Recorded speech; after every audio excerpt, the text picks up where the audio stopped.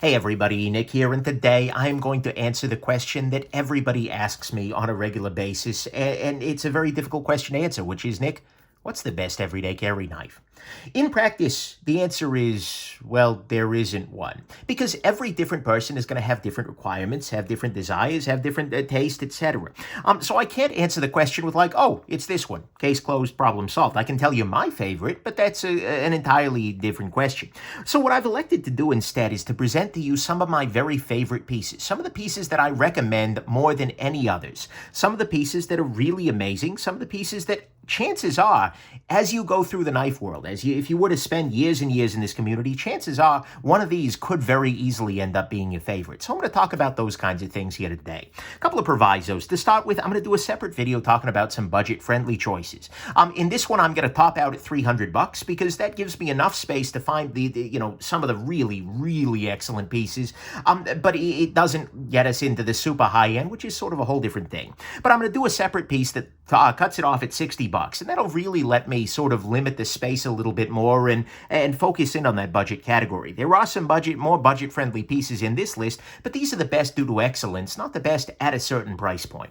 Next thing, these are all going to be regular production pieces. They're going to be, if not easily available, sometimes demand is stronger than supply, but they are regularly being made. So you should be able to get one of these guys. You might just have to wait a little bit while. And then finally, I'm going to be talking about the brands and the pieces that I recommend on a regular basis. And one of my requirements for that is that the brands themselves are being kind to the community. They're interacting positively with fans, with the review community, etc. So there is a little bit of bias built into that already. But to me, all of these are brands that I would be very, very happy to recommend to somebody because I think they're all doing excellent work and they're all being excellent to the community, generally speaking.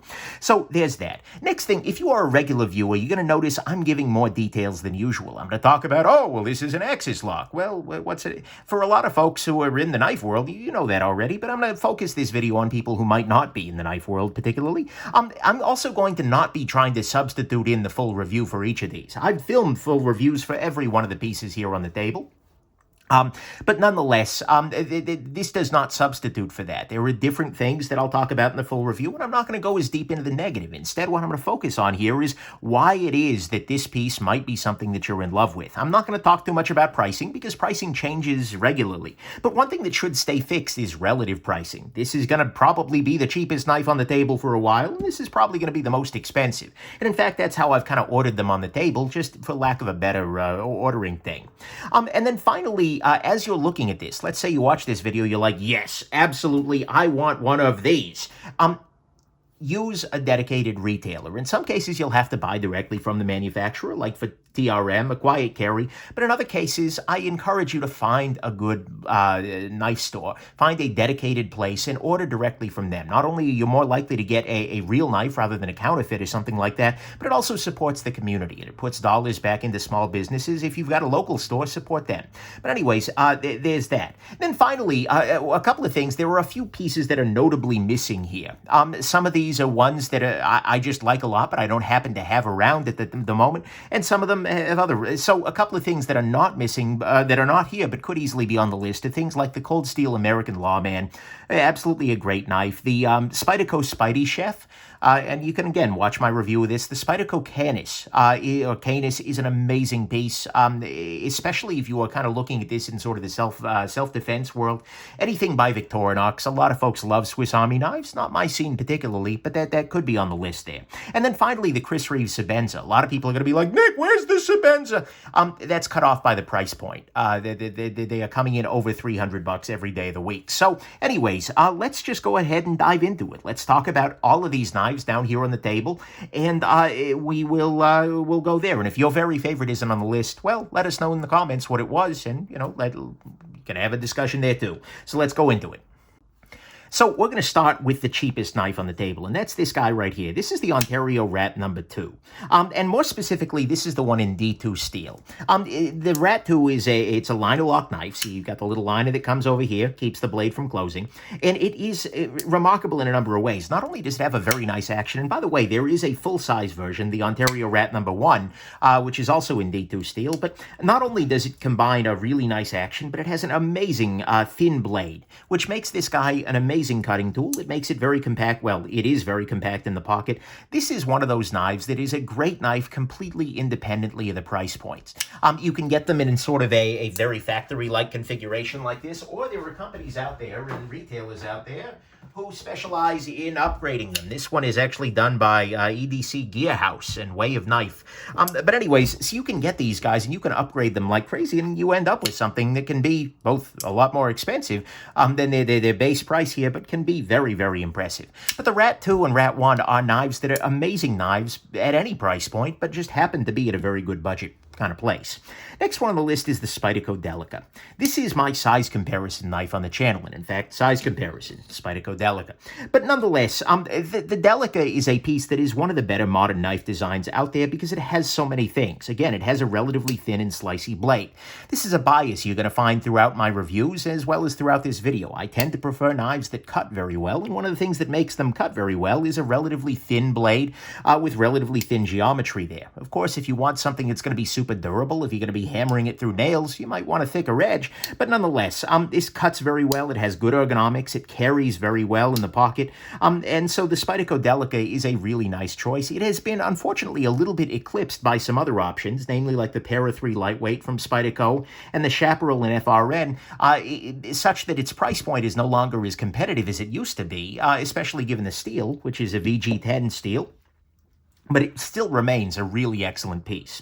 Next up is actually that competitive. This is the Spyderco Chaparral. This is the FRN version, but there were many, many versions of the Chaparral. And the Chaparral has a lot of joy to it. Not only is it a very small knife, both in terms of overall blade length, where we see this guy comes in under 3 inches, around 2.75, depending on whether the cop likes you or not. But nonetheless, this is a great choice. It has super thin, super slicey blade stock. This thing cuts like crazy. It's very compact in the pocket, and there are many different versions of it. So this is the FRN version, which is very well textured in case you work in a Vaseline factory, but there are other versions, like, for instance, this one right here is a brand new version. This is the Sun and the Moon edition, which is much fancier, but still retains exactly what you're looking for, which is a nice steel, CTS XHB, nice thin, slicey geometry. The Chaparral is an amazing piece, and especially in this FRN version at this kind of price point, is something absolutely worth considering if you're looking for a smaller everyday carry sort of piece. Speaking of small pieces, the Spyderco Dragonfly is yet another amazing knife. This is by the way, you're going to see a number of Spydercos on the table because I think they do really, really good work, but there are lots of great brands out there, and, yeah, I'm just highlighting according to excellence. They just happen to have a lot of really excellent EDC choices. But this is the Spyderco Dragonfly, and this one is in ZDP 189 steel. ZDP is a steel that is very, very impressive, that keeps its edge for a good long time, and is very good, generally speaking. This, like the Chaparral, is a backlock, meaning you unlock it by pressing in this little part in the back there, and it is really surprisingly ergonomic. Given I have smaller hands than most, but this fits really well in the hand, and just absolutely is a great choice. So for travel, and especially in areas where you've got legal entanglements, this is coming in under 2.5 inches very easily, under 6 centimeters. That's pretty short. And as a result, this is also a very lunchroom-friendly knife. This is a knife that I will very often gift to a coworker or something like that who is very much in need of a cutting tool, but might not feel comfortable carrying something big and murdery in a regular life. So the ZDP Dragonfly is an amazing choice, and even the VG10 one is too, although you're going to be sharpening it a lot more often. So there's that. Next up is the Benchmade Mini Bugout. Now, this is not a stock Mini Bugout. This is wearing a set of carbon fiber scales from Rogue Bladeworks. But you can get the Mini Bugout in a couple of different colorways, etc. But this has the advantage of being a super lightweight knife. And by the way, there is also the full-size Bugout, which could be on this list as well if I owned one. But the Bugout has the advantage of being amazingly lightweight and thin. And again, it has a relatively slicey blade with relatively thin geometry. I happen to like the Mini Bugout a lot more, but I'm biased towards small knives. But the Bugout is absolutely a really nice choice out of Benchmade, and is great. This also, by the way, shows us the axis lock. This is a lock where you pull back on this little bit right here, and that pulls a blade. You can see at the very top of the knife here, that little piece moves forward and keeps this top of the blade there from moving. So as a result, you end up moving you lock up the knife in that way. So this has the axis lock from Benchmade and is one of their newer pieces, but it's also one of their more popular ones lately. This is the Spyderco Paramilitary 3 Lightweight, a Para 3 Lightweight. This particular one is a Franken knife. I've put the normal blade steel on this is CTS BD1, which is an absolutely fine steel for daily carry. But I went ahead and I put a different steel blade in there, so don't expect, oh, mine doesn't say Maximum, is it fake? No, I'm just crazy. But anyways, the Para 3 Lightweight is in a lot of ways a very, very nice knife. It combines a nice blade, nice geometry, great ergonomics. The ergos on this are really nice, and in many ways are an upgrade over the Delica, which it feels to be a spiritual successor of. It works well, it's got plenty of durability. It uses the Spyderco compression lock, which is a lot like the liner lock that we saw over here, where on the bottom you move the piece to the side to unlock the knife, except on this one, you do it on the top. You press this little thing to the side, and that allows the blade to shut. It's using the compression lock, which is a really nice locking mechanism, absolutely. And there were lots of different choices in terms of steels, etc. You get sprint runs where they make various versions of them with different steels and such. But the Para 3 Lightweight is a really nice choice. It's a really nice ergonomic piece. There's a lot of joy there. Next up are the Hogue Knives Ritter RSK models. So this is the full size, the RSK, I think, Mark 1 G2. But what these provide are a couple of different things. These provide a very nice set of ergonomic handles. They provide nice milling. They provide 20 CV, which is one of the better blade steels out there these days. They provide just a really excellent overall design with some flat, a little bit of belly. I like the RSKs a lot. This is actually a remake of a very popular model that's existed for many years with another brand, but Hogue has started making them lately and have been doing a great job. This is the full-size version. There is also a mini version, if that's something you're interested in, and they are very, very good. Price-wise, they're very competitive. And by the way, if made in the USA matters to you, there were a number of these that are made in the USA. This Benchmade, the mini Bugout, the Bugout and mini Bugout, anything Benchmade's made in the States. The Hogue here, this Spyderco, the TRMs. As a matter of fact, wow, these knives are the only ones not made in the States. Huh, neat. Anyways, so, but it's made in the U.S. for a relatively competitive price. Next one is a knife that people would probably have come at me with pitchforks if I didn't include, and that is, of course, the Spyderco Para 2, or Paramilitary 2. This is a knife that has become sort of a standard in the everyday carry world. Very, very few people are deep into the everyday carry world and have never owned or held a PM2. It's out there. And there are about a bazillion versions of them now at this point. This is probably one of the most common, if not the most common, sprint run version. For instance, this is a second version from River's Edge Cutlery. This is unique in that they'll be making many versions of it, but this has an upgraded steel, CTS 204P versus S30V, which is a fine steel, by the way, but as well as a different color. Nonetheless, there are lots of versions of the PM2, but they're all very, very good. This is a knife that is relatively big, although a lot of people disagree that it's super big, but again, I'm tend towards bias towards smaller blades, keep that in mind. But nonetheless, we're looking at a 3.5-inch blade. It's got plenty of blade on there. It comes to a very nice thin edge. It cuts very effectively. The ergonomics on it are great. This is undoubtedly an amazing piece. And for a lot of people, they consider this to be one of the very best knives out there. And so keep that in mind. You can't have a what's the best knife thread without the Para 2 coming up. So that's a good point there. Next one is this little guy right here. This is the TRM Neutron. And actually, we'll talk about these two together, even though the Atom is a good deal more expensive. This is the Neutron here, which is a smaller version of this. And then there is the TRM Atom. Both of these are unique in that they have action running on, they're both liner locks, by the way. This was a compression lock, by the way, and this is using a modified version of the axis lock. This is the Able lock from Hogue. So anyways, but these are liner locks, but they have, again, very, very thin, slicey blade stock, very, very thin bodies. These are very, very easy to carry in the pocket, relatively thin edges. The Neutron, as well as its big brother, the Atom, are really amazing pieces, and they find themselves in my pocket on a much more regular basis than you'd think, given the number of knives I've got, especially especially the Atom to me, is one of the very best pieces out there right now. One of the other nice parts about the Atom is that you can swap the scales around. And as a matter of fact, I have another Atom. That should tell you something too. I have another Atom wearing a fancy pair of fake wood scales that looks pretty excellent too. But the Atom is just a great choice. And with the very thin, very slicey blade, thin profile, nice size, there's not a lot to say that ain't positive about the Atom here. One of the biggest issues with them is availability, but I know that's something the makers are working on. But anyways, the Neutron and the Atom are great choices if you want smaller or a larger piece. Next up is yet another of these standards in the knife world. This is the Benchmade Knives 940. This is there are many variants of this at this point, but this is kind of the basic version with a reverse tanto blade here, with the axis lock, etc. Using these nice purple and green anodized handles. It's a really nice piece. There is a lot to love about this guy. In terms of edge, it's going to be a little bit thicker than some of the other ones, which is going to make it a more durable edge for a lot of people.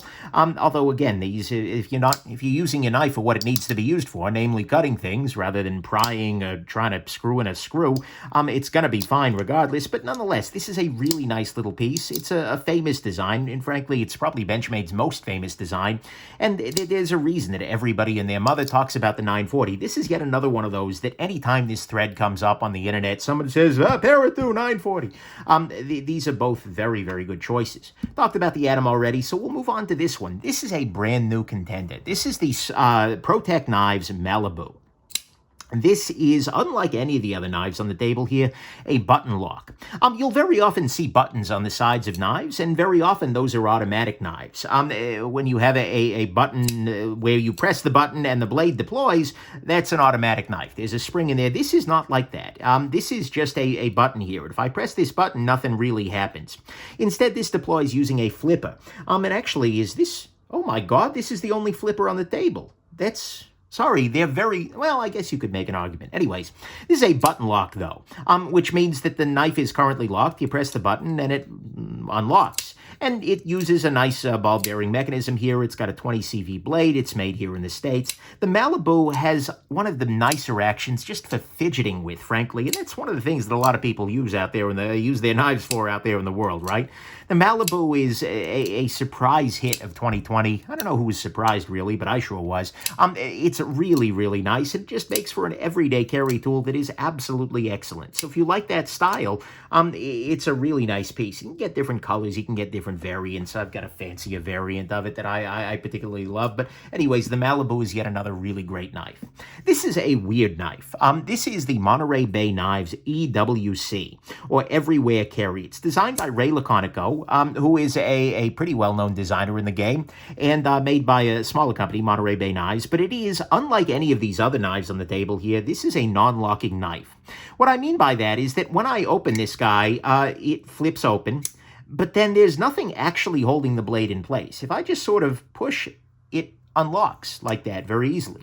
It has a set of little detents in there that kind of keep it towards the unlock position, towards the lock position, but it doesn't actually lock. If I just press, it will shut itself. So as a result, this is sort of a double detent slip joint. But combining the fact that it has a very nice blade that is very slicey, very thin, just very excellent overall. Combine that with the very easy one-handed use of this guy, unlike a lot of slip joints, which when I don't fall off the back there, but unlike a lot of slip joints, which are very much two-handed affairs, coupled with the legality of being non-locking, as well as the safety of, because there's, blade on both parts here, it's not like this is ever going to accidentally close on you.